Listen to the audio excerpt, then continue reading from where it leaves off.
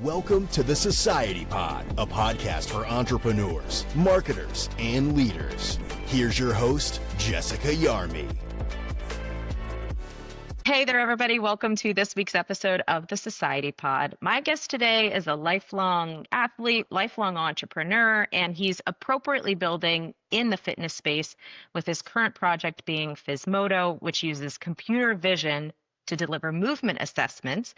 Welcome to the show, Andrew Menter. Hi, Jessica. Thanks for having me. So you have done a lot of things in your career. How do you introduce yourself to people when you meet them for the first time? It depends who they are. On the business side, I have been doing a lot of entrepreneurial stuff for quite a while. And partly that's because I came out of the investment banking world. I have a JD MBA and I'm licensed as an attorney, which I typically don't lead with because that's not a way to introduce oneself. No offense to lawyers, but even lawyers would say that. Went into investment banking, not diplomatic enough to do the things you need to do in that world. I did that for about 5 years and said, this is not for me, and started a company when I was 30. Now I'm 52, although Vitality Blueprint, who we just partnered with, said my biological age is 44. I found that out yesterday, so I'm in a fantastic mood. So you've been an entrepreneur for the last 15 years, and you've been working on Physmodo for about 10, right? Yeah, we're coming up on 10 years. Started in 2016 and went to market in 2017 when we partnered with TRX, which was incredibly fortunate. First client was 2017. It's been quite a run. Take us to the origin, though. How did you come up with this product? How did you come up with the niche? And how did you come up with the name? You have to figure out a domain that's available. So we just put a couple Latin words and combine them that has to do with movement. In retrospect, people can't pronounce it or don't know what it is, so we're too far along to change it. As far as getting into the project, I went through a movement assessment in 2014. It was awesome. It wasn't a computer vision, but it was manual, and there were a number of movements, binary. Could you rotate this much? Could you go this far and touching your toes, whatever it may be? I got a score. I got a prescriptive exercise protocol. And I thought it was great. It identified everything. I had some corrective exercises that, I didn't do, but at least I got them. I never got a second screen. And part of the reason, it just took too long. So practically speaking, to spend, whether you're a personal trainer or chiropractor, strength and conditioning coach, you can't spend 15, 20 minutes at a time. And you also can't do movement screens infrequently because the information really isn't valuable. Let's think about a wearable. Imagine you recorded your sleep once every 3 or 6 months. It's just not useful data because there's too many variables that go into your sleep. Same thing with movement. What we tried to do was create a movement screen that is scalable and does have throughput and is repeatable. We developed an assessment using one movement, which is the overhead squat. We're not pretending to get everything, but we're getting a lot of information. It's a very difficult movement. Think about someone doing a squat with their hands down versus their hands up. It just captures a lot. Open chain upper body, closed chain lower body. Quickly, we're able to look at, how mobile are you? How stable are you? What's your posture? How symmetric are you? Which is important because asymmetry is the second leading cause of injury. That was the idea. They, at that point, had a 3D camera that could now capture this with computer vision. So we set out to do that, and that's how it got started. So when you say computer vision, is that the same as AI, or is that somewhat different than AI? What is the difference between the two?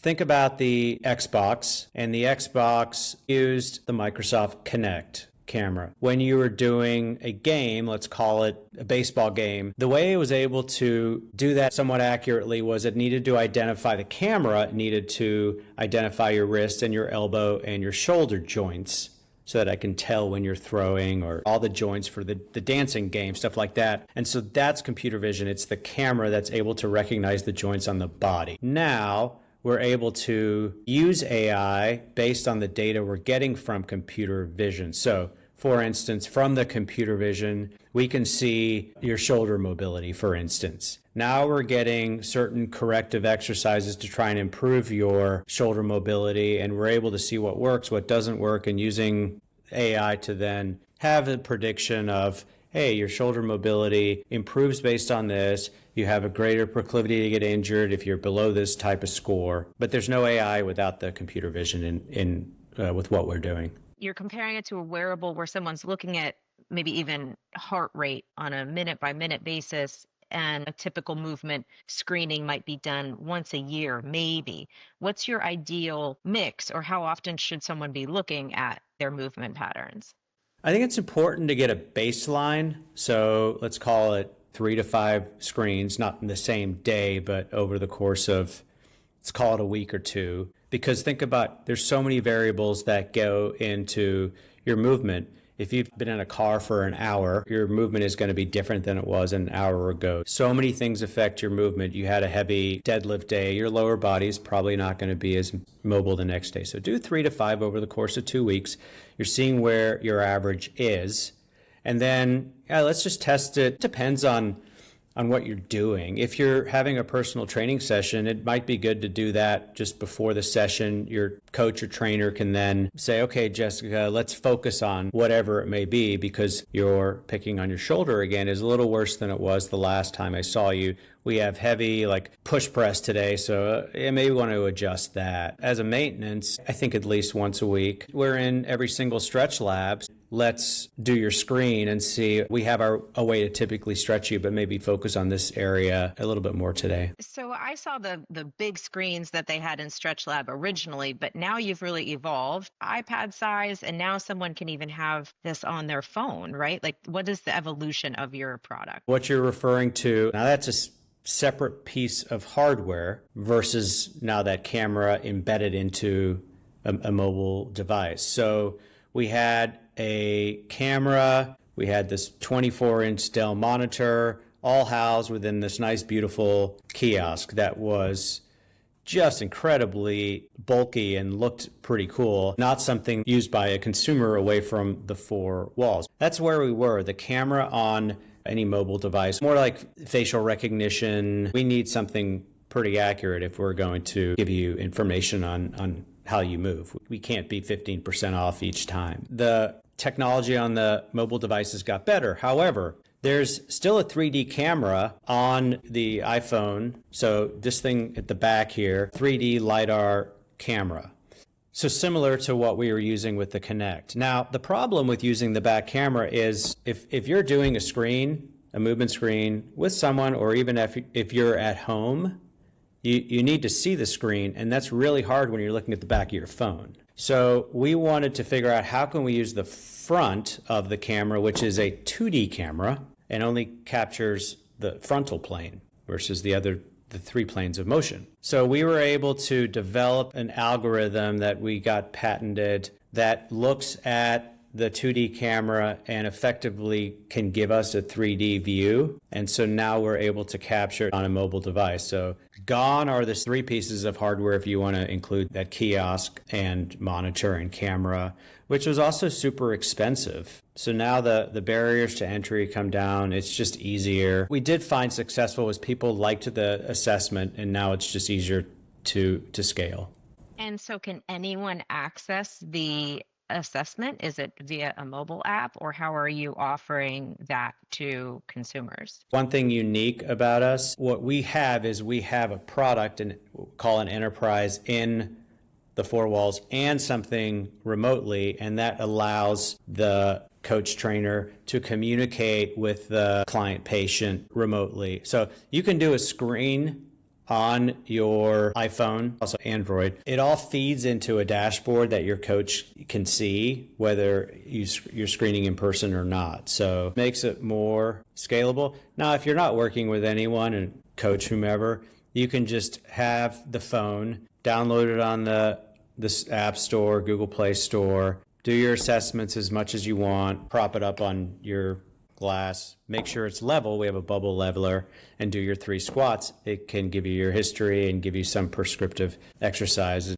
It does seem like it's on trend. There's a big slice of fitness consumers right now that are in their own data really heavy. They have the wearables, they have the apps, they might have a virtual coach. This plays really well into that kind of fitness consumer and maybe the trend for fitness consumers to be more data driven. Are you watching that trend holistically, or are you really just watching the interest in movement assessment in its silo, I guess? We like that movement seems to be getting a lot more attention. You need to be able to move, or you can't do the things you love in life, or even the basics like carry your kids or a grocery bag. But I think it'd be pretty naive for me or anyone to think that that's all that matters. What we are trying to do is take what we do and what we do very well, and we're just continuing to improve it. And by that, I don't mean we're measuring something more accurately, because we're very accurate, but now we're adding more data and more insights around the movement. But that's not enough. So we are working with a company called Rook. If anyone wants to incorporate wearables into whatever you have, I highly recommend it. Great tool, great people to work with. So what we're doing now is we are integrating wearable data into our app. What it means is when you download our app, it's going to give you the option, except through an API, that information from your Whoop or Apple Watch or whatever. We can now look at, besides how you're moving, your sleep, your HRV. We're not going to do everything because sometimes there is too much data. And why that matters is now we're getting your biomechanical data through us. We're getting your, what we'll call biometric data through your wearables. And again, more data, not just to look at and not know what to do with it, but more insights. So there is research that says there is a causative relationship, not correlative, between how flexible you are and how you sleep. We can look at that. So, well, why don't you sleep well? Well, because you're at your computer at night and your blue light and this and that. Maybe if you're so inflexible, that also is affecting your sleep. So here's another variable. And now let's look at it. Let's see if that really is affecting you. And then here's some things to do about it. So I think we don't get enough with just movement. I don't think we get enough if you're just looking at biometrics. So we're doing both. And then the third piece is we partnered with Vitality Blueprint and it's an evolving partnership. We're going to be able to look at your biomarkers. So I think where the industry is going, what we hear a lot is we got to have some sort of technology. Longevity is now the big buzzword. Longevity, wellness, whatever that is. Well, if you want to get that true picture, you need biomechanics, biometrics, biomarkers. It needs to figure out how to market that message because it's kind of cool. That's where I think it's going. We're paying attention and trying to do that ourselves with partners. It does seem like the partnerships are important because there's so much moving so fast and there are people building different slices of the puzzle. And maybe this is true for the fitness industry across all time. It's such a fragmented space with even nutrition living very separate from the physical fitness education. And so I think it's smart to kind of be building in one lane, but then also in parallel with some partners, knowing that you're all kind of working toward the same end goal in different ways. If you and I circle back 2 years from now and have a follow-up podcast, what are we talking about with Physmodo? First, you mentioned nutrition, which is something that is obviously also key. So we're counting on the wearable guys or the biomarker guys to do some work there, so we don't have to do it ourselves, because that is also a part of the picture. And to some extent, the biomarker guys are doing that. So you're deficient in this, your marker's this, you need to eat more salmon or something. So there is the nutrition component coming out. So where are we in 2 years? Well, at that point, let's come back to AI, because now we have so much information on where all your health data is, whether it's, we have all your lab results, we have all your sleep, HRV, and we're having how you move. So you have an AI engine that learns more about you and can tell you, look, these are all the lifestyle changes you need to make to have better health and longevity. I tell you, it better be quicker than 2 years. I need it now. I think everyone needs it now. As a business, we'll be a little behind the 8 ball if we don't have this quickly. We do have the benefit of now we're going to be, 2026, we're going to get a ton of information on all these 3 bio things I've mentioned. I do think that the one thing that is missing for the most part is the movement piece. We're seeing the movement and the activity you're getting. So I have a dog now, so I'm averaging 11,500 steps a day, which is great. It's up like 10,500 from last year. So good for me. And that's good. I am moving, but I'm also limping half the time because, my whole body's gone through something. So you need to understand that you need the full picture. I think we've done well is that, and then not try to do everything else, because there's companies that just do it better. It's just better to partner, and it's more fun. Yeah, and you can make progress really quickly. I think the exciting part of all of this is the prescriptive kind of solutions that, in theory, we should be able to deliver to people as an industry. So it's no longer going to be generically 1,000 calories, 10,000 steps, 8 glasses of water a day, general guardrails for people. If this equation comes together, then your output in your app really could be very specific of the things that you need to work on, or the exercises that you need to do, or the calories that you need to burn. I think that's what people need. And it's really difficult to get that right now from your doctor, from even personal trainers. It's difficult if you don't have visibility into all of those numbers. Especially your doctor, no offense. I love the functional medicine coming out because they are looking at more of the prescriptive stuff.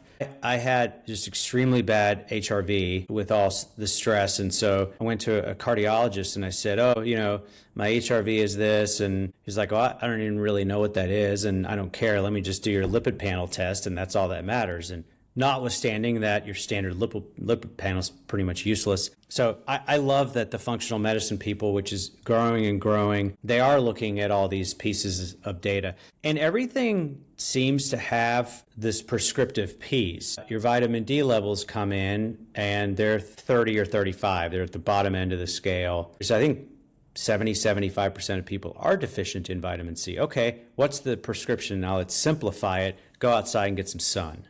All right, so biomarkers, biometrics. They also have your sleep's bad, do these things to improve your sleep. Your shoulder mobility is terrible, do these things. But you're right, it all has to come together. That's what we're after. And I think that these companies on the other side of it, so I don't think the biomarker guys are saying, man, we've got to be able to now completely shift gears, go away from the core of what we do, and start doing everything else. So it's combining. Like even if you look at Whoop and Aura, I think I'm right on this, but they have a partnership maybe with Quest or LabCorp where you can upload all of your biomarkers. So I think that's pretty cool. Aura has an $11 billion valuation, so they're obviously doing something right. Good for those guys. For sure.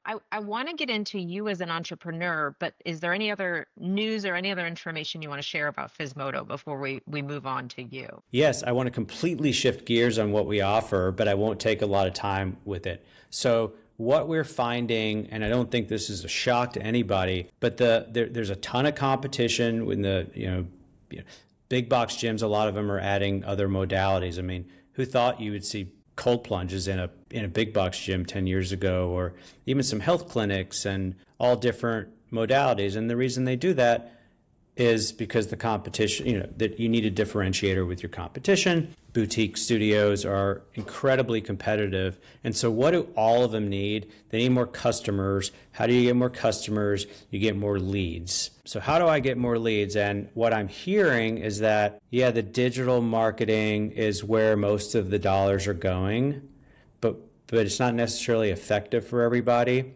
And so a lot of people are now looking at our movement assessment, because it does start with movement, to say, all right, Jessica, come in here at a health fair or some pop-up event and let's just check, see how your movement is in 30 seconds. And all of a sudden you're a person that's interested in your fitness, you're a lead, and we're not going to spam you, but we just know that you're interested, and you'll get an email that says, hey, come in to try stretching for 50% off your first sessions.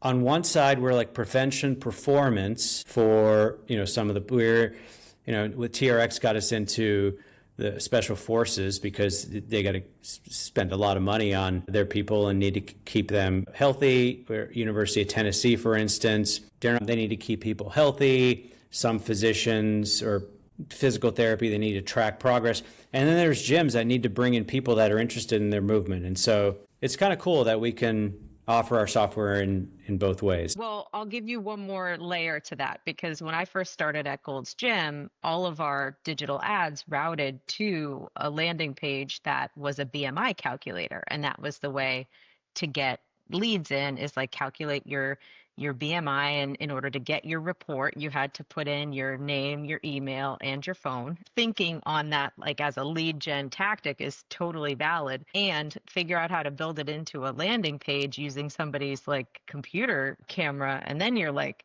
really cooking. So maybe that'll be in our recap.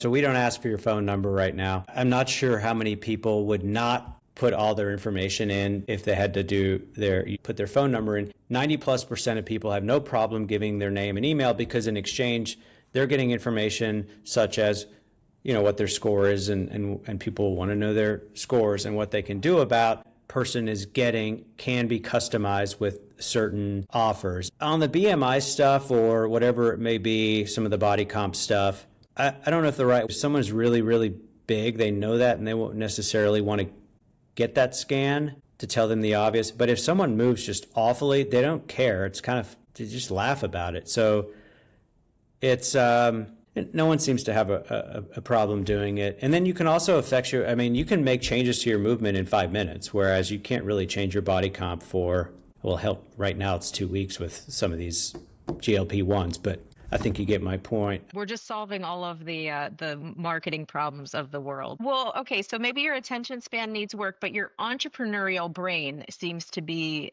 very well crafted. Take me back to like when you started as an entrepreneur. When was your first, when did you start building things? Well, I appreciate that compliment. Now, this great marketing message and approach did take me 9 years to figure out. There's a lot to learn. But when did it start? Well, I mean, the reason I got into it was, because the corporate world didn't work for me. And I don't think it works for a lot of people, but I think I have no risk aversion at all. And I think that's required for people that want to do this. Because I hear a lot from friends or others, man, I have this great idea and I want to leave my company and have a little bit more control over my day-to-day. But then the vast majority of people don't go that direction because they like their paycheck every couple of weeks, and it's, So I think just naturally I have no problem with the risk. With the mind racing, once in a while I come up with an idea, and there's a lot of ideas. So then it's the thought process of, okay, how is this, what do I need capital-wise to build this, and then just what is the team I need to build this? Once it's built, what's my go-to-market strategy? And I just love just thinking through the strategy, and then obviously tactics, where I think people maybe go the other way around. It's too tactical without a strategy. And I love the strategy part. One of my favorite books, which may be an indictment on me and my personality, is Paid to Think. Because, and that's what I find I don't get a chance to do as much is think. It's just, it's a nice day in Dallas in December right now. It's 65 degrees. I'd love to go out and just sit outside for 2 hours and think, and maybe I'll get 15 minutes. But I love the strategy. I don't mind the risk. I love to think. I like to not have to be told stuff. The authority thing in investment banking was, I didn't handle that very well, so to speak. So do you feel like the risk tolerance is your superpower as a founder, or what do you think makes you a successful founder? Not having that aversion to risk, but there are a lot of bad things that are going to happen. It's life, it's business, and I've found that I've had a lot of resilience. I think in my first venture it was resilience, but it was stubborn. And I think that, an advice to any entrepreneur is if you think in quickly, let's call it within a year, like, hey, I don't think this venture is going to work, put the ego aside and make the right decision, which I did not do. It was a big lesson. I hung in, and that resilience was a I don't want to call it a superpower, because I could have moved on to something else quicker. That has served me well. For instance, we started partnering with TRX in 2017. Fitness brand of the year, around that time. The people in that company were amazing. With Randy Hetrick on the founding side.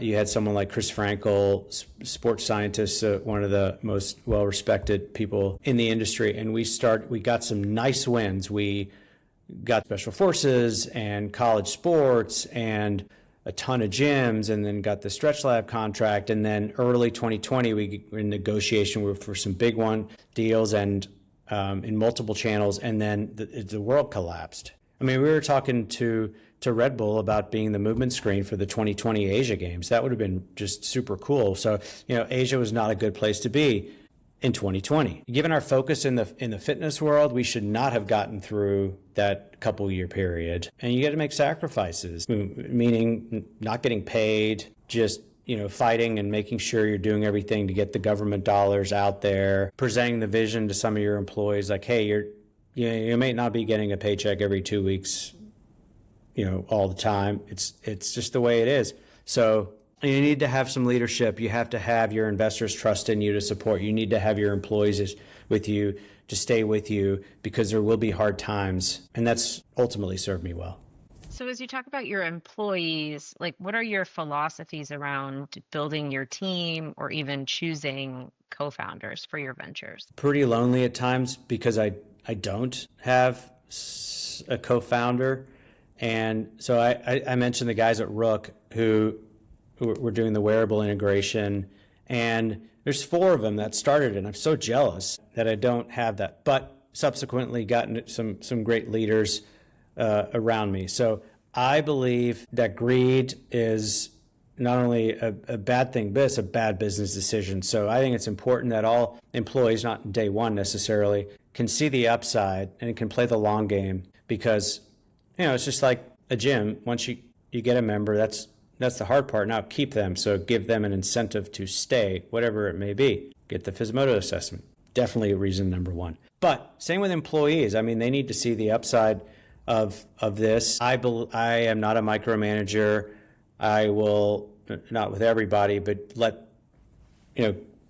people do what they want to do. Now we have a strategy laid out. They're the tacticians, and they need to do what they need to do. But I think you have to empower people and give them upside. If it's just a paycheck, you got the wrong person. And we're fortunate because we had a developer who's a fitness person and working for AT&T. That's just a paycheck. Working with us, there's a passion, and we're lucky. A lot of people are interested in fitness, so we can bring in people that really like what we do, and we treat them right. We give them the upside. It works for us. Yeah, that's what I love about working in the fitness space, is you just inherently get to work in things that you love every single day. And I encourage everybody who loves fitness to work in the fitness industry, of course. In your time building either Physmodo or your other projects, did you ever have a big setback season? And how did you kind of orchestrate a comeback season? I'll give you a good one and a bad one. We'll start with the bad one. Was working with college health centers and ultimately athletic departments, billing and software solution. At colleges, you had kids that had insurance through mom or dad that were going to the health centers, but no one was billing for those visits. It's hard working in a university setting. I wouldn't recommend anyone have the core of their business selling into government agencies. I thought it was difficult. We were doing something new. We started to be very successful with that because we were getting these doctors in network with Blue Cross and United, and all of a sudden the schools were generating this non-tuition based revenue stream, notwithstanding the fact that this is not a passion of mine and it was just a business. At least I'm not doing that now.